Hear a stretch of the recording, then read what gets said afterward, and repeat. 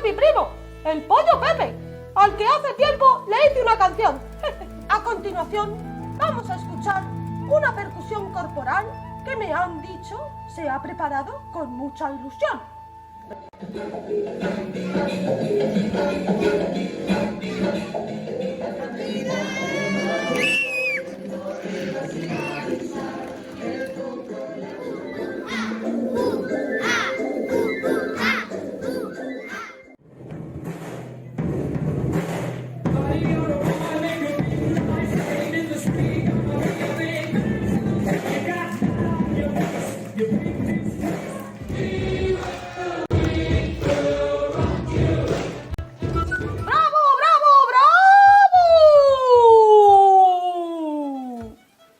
Ahora es el turno de escuchar a varios compañeros que están aprendiendo a tocar instrumentos musicales y nos animan a probar a nosotros también. ¡Fuerte, fuerte, fortísimo aplauso para ellos!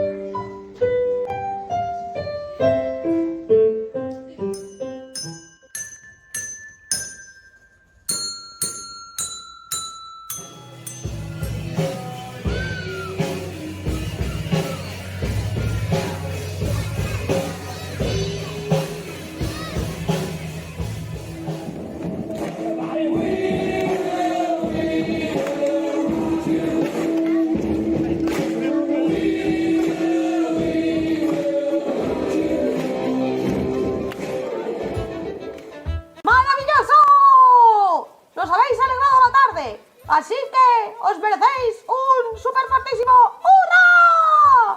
A la de una, a la de dos, a la de... ¡Venga todos juntos! A la de una, a la de dos, a la de tres. ¡Hurra! Gracias a todos por vuestra atención.